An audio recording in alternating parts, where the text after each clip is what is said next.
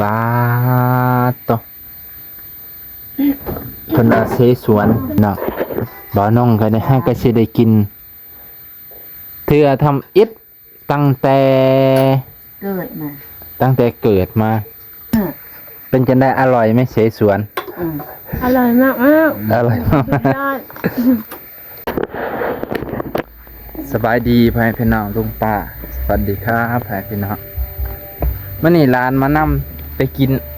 อาหารอีกแล้วมันเพิ่นว่ากินเสสวนแต่บ่ฮู้ว่ามันเป็นหยังเบิ่งเพิ่นมานำกินอีหยังก็ไปกินเสฉวนป้ามื้อนี้เพิ่นฉลองรอบ2อันร้านซาวลิไปนำมื้อนี้มากินเชชวงกินที่สองมันสิเป็นภาษาจีนแล้วบ่เชชวงนี่ที่สองเปิดให้เบิ่งแหน่ปาตเพิ่นว่าเสสวนกินข้าวสามัคคีมันคือบ่แจงวะปาตนี่เป็นไงเมื่อนี่หน่อยแจงเจ้าก็หาไฟตัวให้ไฟซอยนั่งมั่งนี่มันนี่ได้จังแจงเลยเอาไปหาไผ่เลยบ่าวน้องกำลังสิบรรทมไปพี่น้องเพราะว่าอันนั้นก็บ่ได้มีหยังกินดอกกินซีน2ตอนได้ยินด้านสาวว่าน้าบ่าวรับแล้วบ่เพิ่นน่ะมันไม่มีอีกได้นะตอนนั้นเพิ่นก็ชวนมากินลาบเป็ดลาบลิเวอร์พูลมื้อนี้มากินโอ้เชชวนมันเป็นภาษาจีนแน่ๆพี่น้องบ่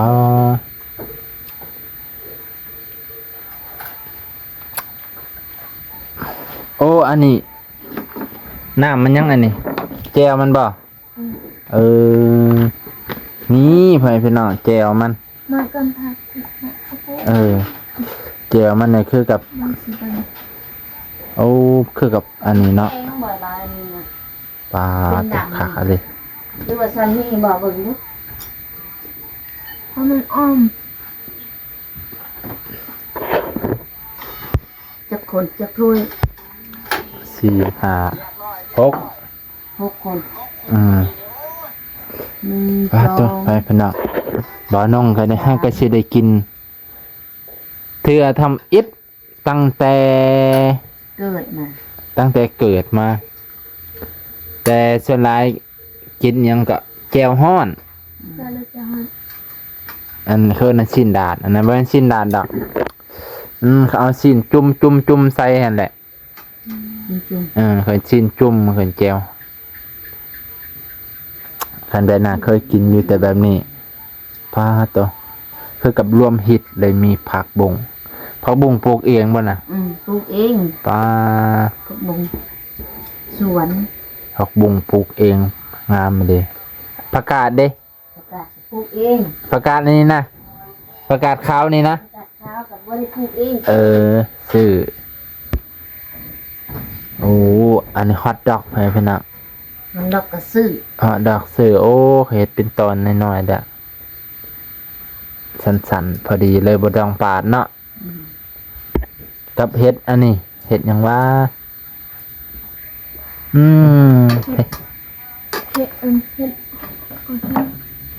เห็ดหัวเพื่องวะ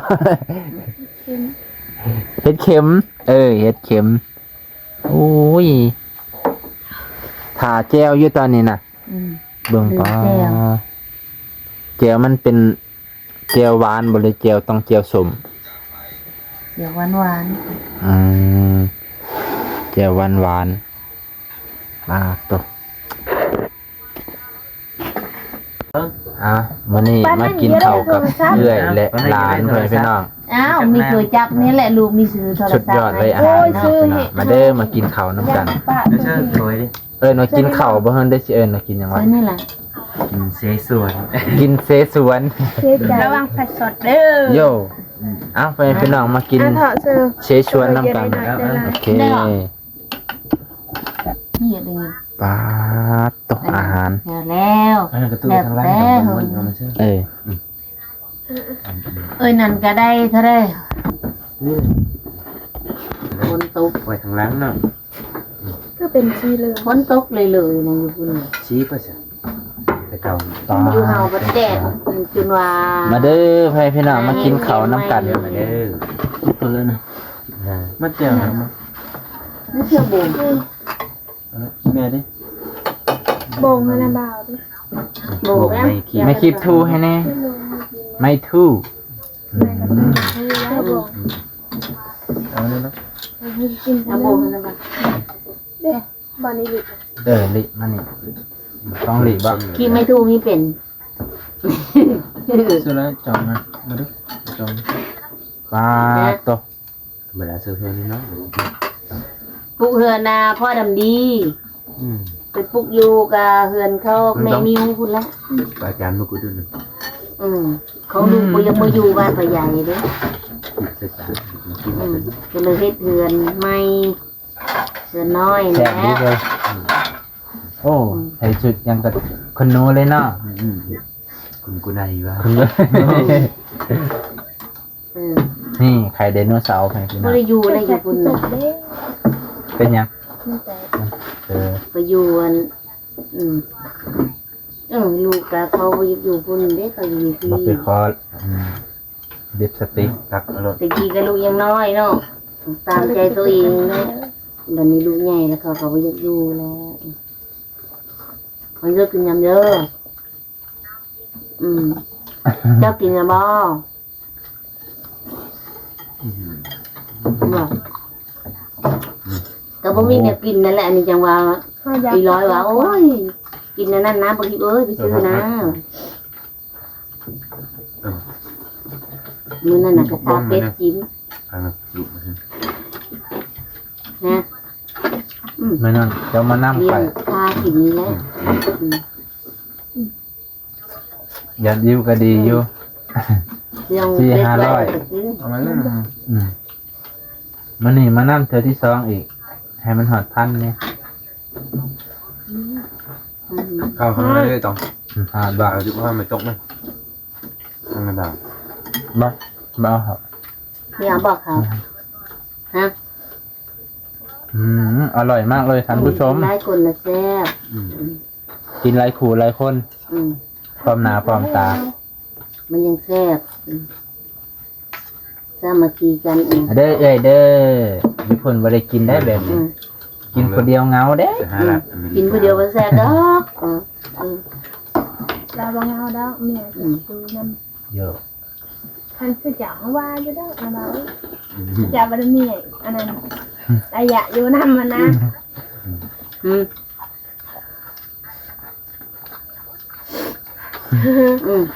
จำได้กระดูก มาครึ่งช่วง กับบดนเนาะเห็ดแล้วหรอกนะ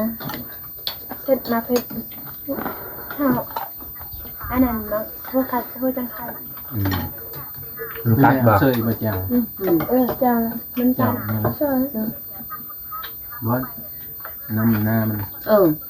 เซยอีก บอก กับโทรศัพท์เนี่ย Ừ. เงยหน้าขึ้นมาอ้าวเบิด Sáuบ่เอาเช้าแบบเช้าบ่ เป็นตักใบเยอะในถ้วยเนาะ เอาเช้าก็ดีนะ นี่นะไว้พี่น้องวิธีกินเสสวน คือเขาของแม่นางเช้าเอาสบาย เห็นอยู่ไทยเขาไม่ได้เห็นเช้าเลย สี่เช้า นั่นเองนั่นเขาซื้ออะไรตัวน้อยๆเขาตั้งไว้ตั้งกองปลาหมึกเป็นกองบอยตั้งที่พื้นเลย ได้บ่ บนโซนไปอยู่มันมีไดมอเตอร์นิดหน่อย เอา มันตัดตรงเฮ้ยอะไรอยู่ นี่บ้า ไปต่อได้ แต่ไปต้องกาแฟป่ะ เอา ไป ไป หาเก็บกาแฟได้ไปยังยังเต้น เล่น เลย เลย กาแฟ มันเขาเก็บมา อะไรเลย ย่างนอบ่ เดี๋ยวเราเพล เก็บไผ่นะ ก็ดิ เขามาเก็บกับซ้ำเก้าแล้วพอดีอันยังอี100,000ยัง100,000เลยพวกไฟฟ้านะว่าบางคำไปศูนย์เหมือนนั้นเด้บนไฟฟ้านะเราว่าจะพาเฮอเด้อ เออมึงเข้ามาเก็บเดี๋ยวโทรมาหาค่อยอ่ะเข้ามาเก็บเข้ามาจดมาจ่าย นี่ มาจดจากเห็น เป็นจังได้อร่อยไหมเสสวน อร่อยมากมาก อร่อยมาก ยอด ว่าเสียงยำกระดูกเนาะกราบแซ่บเลยเพื่อนพี่น้องหวานนัวเจ้าภาพใหญ่ใจดีมาเนี่ย จะวางไงใจดีย่องไปนำอีก กินน้ำย่องน้ำเพื่อจะได้กินเท่าหนาเพื่อ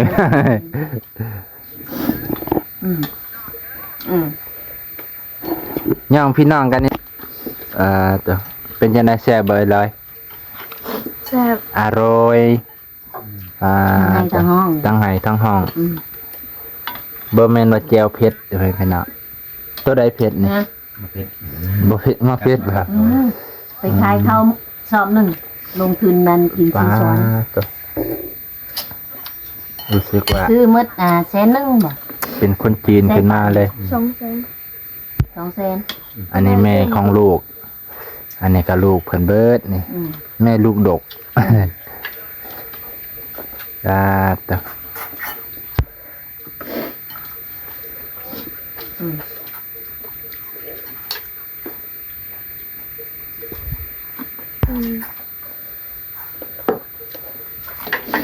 อยู่ผู้เดียวบ่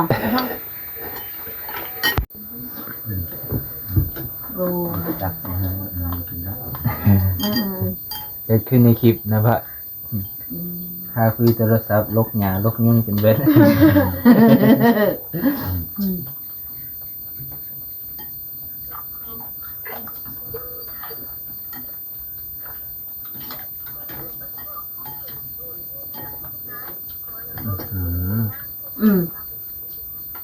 เจียบมันเจียวมันเดี๋ยววะเจียวตัวเป็นผงนั่นเนาะ มื้อนี้มันคือได้ศาสนา ได้เปิดครับมือเรียนมือบ่อน มันลมแห้งมื้อนี้น่ะ นอนเบิ่งสดแต่ก่อน มันเลยอีอยากกินนั่นแหละโก้ยไปปะท่า นั่นแหละไปไวโปรดมีท่าไปพร้อมกัน เขาคิดว่ามันไปกรุงเทพได้ไม่อื่นเป็นว่า เมื่ออื่นเดินผ่านมันเที่ยงนะบ่ ไปทางไกลแค่แล้ว เขาลงเก็บกระเพดทางปลาซองน่ะปุ๊บมืดบ้านมืดเมืองขี่รถจันซิงน่ะ บอก ได้หักเป็นเกือบ10 คนนะเอาลงเพื่อละ30 มีหอน้อง ยันซิ่งลงไป คน รอลงทะเลรอบเลยนะ ฮอด สนับสนุน หัวหนึ่งก็400,000 โอ้ขารถคาหนึ่งจบมันเลย จบมันเลย ก็รถเพื่อนทานเก็บอีเด้อ เป็นไปได้ฮาคัวทั้งฝุ่นเด้อเดี๋ยวคิดจะได้ที่หลังได้ เนาะ คือป่าจะได้ คือแม่เนี่ยคิดเสียดายเลยแม่คิดเสียดายอยู่ตะกี้ก็ได้พัวอยู่พุ่นแล้วเด้ อยากได้แล้วแต่ยังไม่มีคนหนัก นี่มันสวยแล้วได้เอาลุง เห็นแต่พ่อบนนั่นแหละ เห็นแต่พ่อบนนั่นแหละหยั่งน่ะ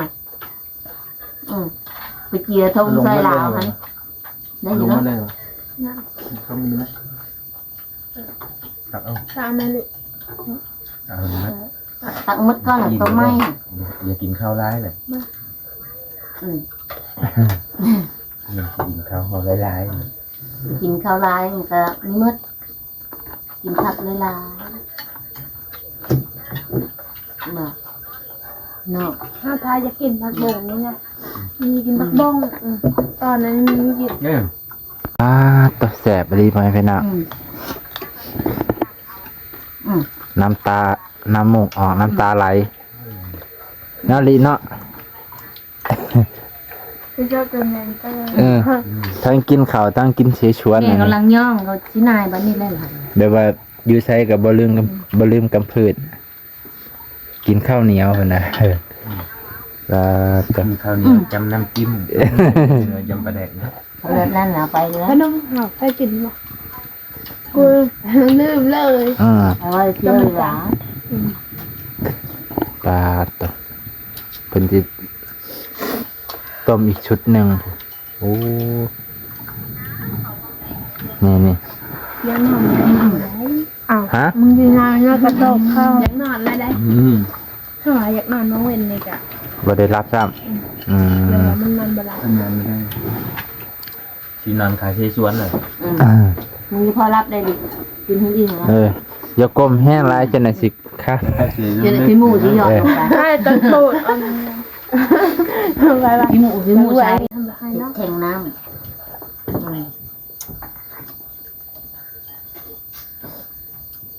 เขาเห็ดกับเบิ้งเนาะสองสามมื้อก็ต่างเช้า มันกัดปาก กะเทอีกหรอ ทำเช้าขึ้นแล้วก็เทข้างก่อนเทข้างแล้วก็จดเอาแผ่นมาห้องแล้วก็เอา กะเทบัดนี้เนาะ เอาใหม่มาห้องอีกตัดใหม่จะจักเล่มแล้วจักคอนแล้วจังสิให้มันหับน้ำหนักได้ตามเฮ็ดตอนเป็นยาคูดอกว่า ที่น้องก็เฮ็ดเป็นได้แต่ คน สา ละ ม ไม้คนละมือเนาะ คนละไม้คนละมือ แล้วค่อยเด้มือเดียวนี่ คนละ ตั้ง ไม้ค แต่ นละมือ อันวันที่20เดือน10ยังทันแล้วอยู่โอ้เหรอ ก็แล้วบางบง เขาก็ยังเคย ปา ตาก กมือที่ไข่แล้วแบบ แล้วสิอยาก ตั้ ตั้ ง ง ยังคายกันปาก แท่งมันคือตั้งหากบ่ จน แทงเก่าเนาะ ไหนมันสูง เธอที่ไข่ร้ายอยู่ บอก กำลังตัด แม่แทงเก่า ๆเฮ็ดตามมือดีเฮ็ดจัง เขาเห็นอยู่ไทย อืม เนื้อเขาเชื่อเจ้ามาเตือนนี่นะเรื่องดังแบบเวลาเขาเป็นเขาเก่าอันนี้ เสาก็เอาแบบนางใหญ่ๆรถนาสาว มันอยู่ชาวบ้านนะแบบเป็นสูงแบบนี้ คือแบบใดนั่นเขาอาศัยแต่ว่าเสียบไฟตลอด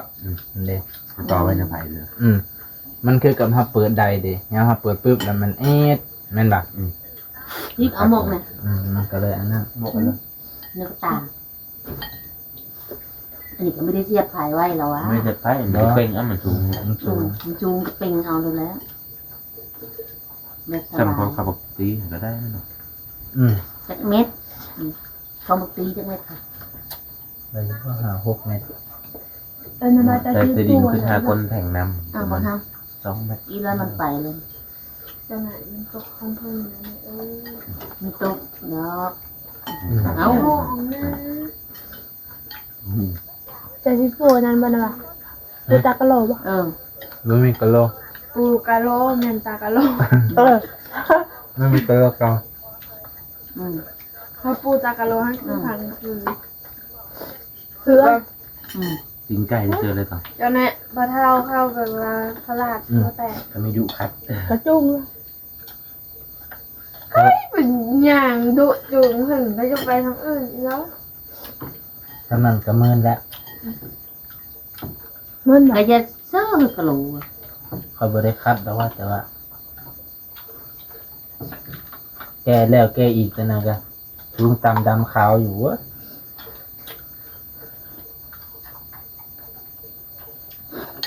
ไม่เท่าขึ้น เคยทำอิฐบ่เป็น ทายน ไม่เคยทำนอกพี่อ้าวโก้เลยว่ะเขาเทจังซีนี่เอง จะเสื้อมืดแล้วว่ะ อันใด อันกระโหลนะ เล่นกะโหล บ่มีของอีพ่อบ่ กระเบื้อง จังหวะก็บ่มีอยู่ แล้วมี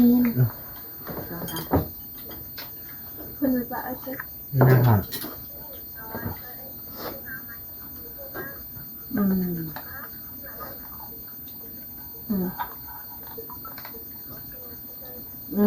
ไม่ยัง บาย บ่ บา ทัน ยโชคดีโชคดี คือทำแบบไรอยู่คือจะไม่ได้อยู่คือกอง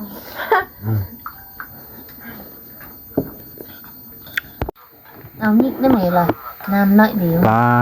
ชุด2มาอีกแล้ว 2 ยก ไปน่ะ บัดนี้ 2 ยก 2แบบนี้ อืม นั่นนี่ ยกสองสองยกนั่นยกสองเอาลิเอา เฮ็ดเรียบ จะจะกินไหมพวกเขาเบิ่ง ที่ต้องกินริยาเขา ไม่ต้องกินดอกข้าว อิ่มแล้วก็กินให้มันหมดได้ ตามมา อย่ากิน ระวังระวังปลุดเข้าคอเด้อ อย่าไป ใช่ไป ปะ ลุดเอามาคืนเนี่ย แม่ตักให้ลูกลูกตักให้แม่ บ่ ตักเอง ลูกใหญ่เลยตักให้แม่ อ่า ตะกี้กับแม่ตะกี้กับแม่ตักให้ลูก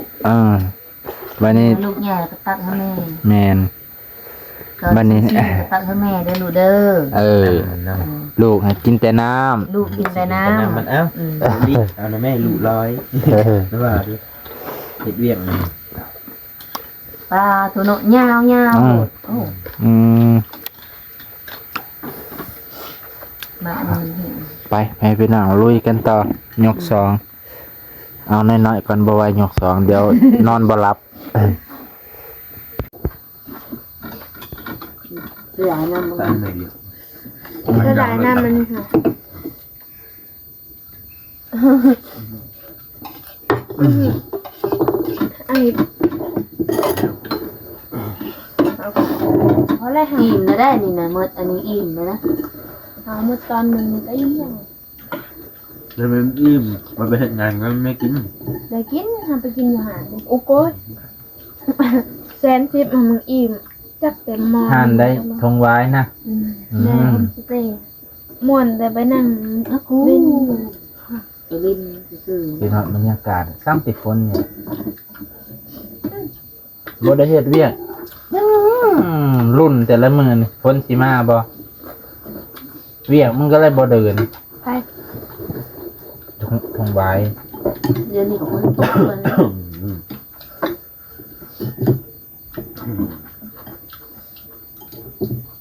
ใครมีรถคันหนึ่งไปรับเลยแหละฝนตก ทำอะไรทางประหยัดคือสภาพทางนะ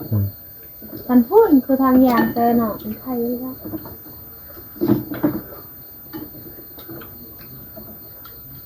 เขาปลูกหักแล้วก็บ้านทงวายทางนะ ไปทอด นะ ดูหนอก ตั้งงาน โวยวาย ห้าลงห้ากำลังลงผัดว่าจนหอดพีกแบบกระปูหอดดีกว่าไปถึงเรามาแทน สดชื่น คือได้เลยกับดอกอัน คือกันนี่แหละแม่ว่ะอัน พูดดอกอันนั้นไม่ได้ว่าดอกอันนี้ มันนี้มาเป็นเจหนึ่งมื้อหนึ่ง อาหารไก่นั่น อาหารเจ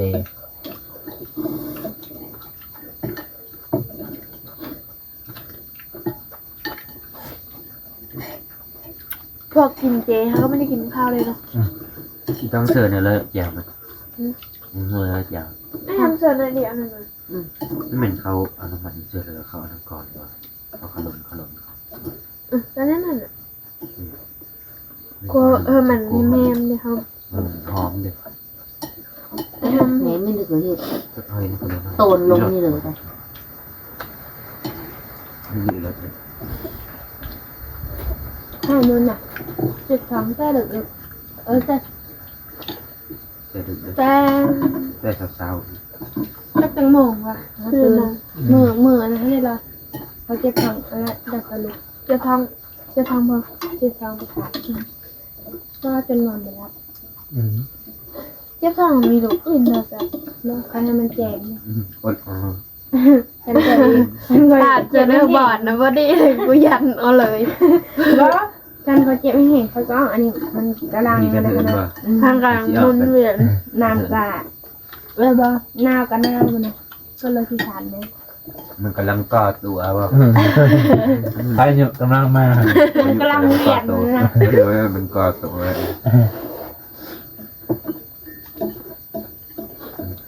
กำลังสิโจมตี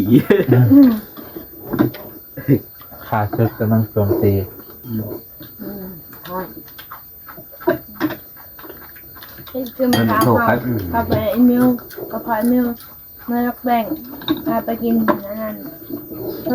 อยู่ด้านแดงมัน หมดคนละทาว่าใส่เขาไม่ว่า ตอนเลย เอียนถ้าพาไปกินเธอจะที่กินเขา แล้วมีแล้วอีกแล้ว ติดว่าไม่เห็ดอยู่เหินน่ะปันนึงก็ไปพาเราไป นะฮะ ไป พา ไป ไป เท่า เท่า นั้นแดงนี่โลด ไม่เท่า ไม่เท่าไปบ่ ไปกินเพอซื่อๆกินเส้นหนาแล้วเป็นอะไรซัมเมอร์ เยอะดีกว่า ไปเนินแดงเนี่ยก็จะไปครอบครัวตะวันบอล กินช่อง3 คำแล้วก็ย่างตะวันเป็นเกาะเพื่อนเกาะกันยังกล้าอยู่ตะวัน กินด้วยนะเหินดีกว่าอย่าง นี่ นี้ เปล่าก็ไม่เยอะไปบังเขาท่องเที่ยวแบบนั้น นี่ ไป แซ่ แน่ บมันกินอาหารนะไม่ได้แซ่บ ก็ไก่เติบและแต่ นั่งรถ หาลุงไปเมืองชนก็ถือว่าไกลแล้วล่ะ เท่านั้นนี่ก็มีโอ้ นะ มันนั่งรถไปจนถึง โอ้ยหลานเอ้ยบ่ได้มาเกือบ เส้นดำเขาแซ่บปะเอ้ยเส้นดำจนลืม นี่แหละเป็น10 ปีไม่จับ ตั้งแต่ออกมาดี ใช่ ตั้งแต่เอามาลุงค่ะเป็นพระนันเป็นพระนันไปบุญชนนี้ไปแต่ตอนเพิ่นไม่สบายแล้วนะฮะนั่นแหละได้ละ18 ปี ครับต่อ ไปท กินมา ที่เขาเลยพาไป ำจะไปซื้อเลย กิน ไปเที่ยวเลย แต่เรายังคะแน ถ้าน เรา ไม่ ขึ้น นำ รถจักรเนาะไปนั่น ตะกี้หอยบ่กินนะคืนนั่นแหละกินแต่กินมากก็บ่เบิดแต่ว่าก็ แต่ กิน ภาย อ ใน ยู่ เราไม่ได้เป็นได้เลยแต่ไปเย็นสบายเนี่ยอาบาลินี่ยังฮึดบ้าอาบาลิ ไว้ของหนึ่ง ไม่กัดสีมาอะไรก็ ยังเนี่ย คืนเลย มันลง นี่เนาะเอาให้พี่น้องเสสวนของแซ่บหลายน้ำหมูกน้ำตาไหลมาตัว อีม อิ่ม ยกไปโดยดี เห็ดเรียกมันนี่ จนยืดท้อง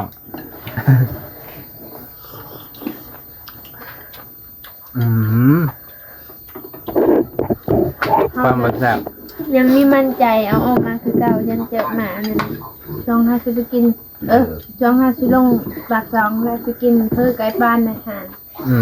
มืดคนละถ้วยแล้วได้มาถ้วยใหญ่ซื้อหน่อยเดียว30 บาทอันนั้น มันคือกำลังก่อโตแล้ว พอตัวมันเด็กๆนี่ก็เยอะเท่าได้ โอ้ยกินหมกจนไหล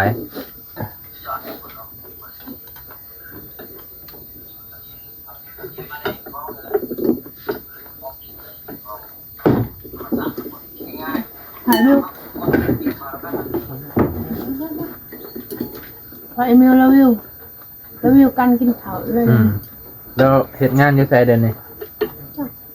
สวรรค์ ไปเฮ็ดงานแล้วบ่เดิน เห็นไหมขับรถ ขับรถขึ้นเครื่องทรงเครื่องมาจากนัก รถตก รถจก ว่า อืม อืมรถจกเลยไปหาจกนี่แม่นบ่เขาเฮ็ดทางบ่เราเคยไปเฮ็ดทาง เจ้าว่ามองเก่าเนาะ พวกบริษัท แต่เราบอกเคยไปอยากไปเราไปอยากไปบนเขากินเขาก็อยากเครื่องสิบพรก็อยากเราเป็นกินเขาก็จนกินขับรถนำกินนั่น ผมมีเวลา สิบพรก็จะมาได้พัก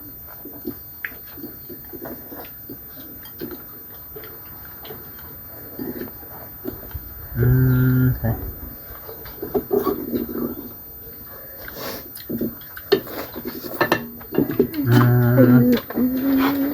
เอาโกย เมื่อก็ยืดขึ้นเมื่อก็ยืดขึ้น ข่อยบ่ต้องนอนแล้วแมลงต้องยางกัน ว่านอนต้อง ออกกำลังกาย รัด เขาเมายาบ้าแล้วอ่ะอันนี้กินยาบ้าแล้วเขาแล้วขี่รถไกลทางบอกอันนี้มันเมายาแล้ว กินยาบำรุงกันเด้อบัดนี้ มันเป็นเมาใหญ่เมาเชื่อชวนดี แล้วเขาขี่รถไกลเขาว่าแล้วนะ น้ำพอแม่เองไม่ได้กิน เอาอันแกเสื้อออกแต่ก็มีว่าว่า อยู่ห่างเราเนี่ยค่ะไม่ได้กินอีก ตัวมันนี่แซ่บหลายพ่อแม่พี่น้อง จนแน่นท้องเลยนี่เน้นพัก เน้นเส้นแซ่บบ่ ฟังเลยตาก็อยากรับ แซ่บบ่ อ้าวแซ่บแซ่บ เพิ่นก็อยากรับเป็นนี่ อยากรับมันก็กินมันก็ตันเขา พักผ่อนน้อยเนาะ เป็นคล้ายแหละ อืม ตาก็อยากรับซึ่งเขาก็ออกไว้เลย ต่อไปพี่น้องมื้อนี้อิ่มคักคะลีจนเบิดหม้อเลยโอ้ ต้องหมอ เหมือน เอาไอ้นี่เอาไป ตัวมีอิ่มก็ยาก ตัว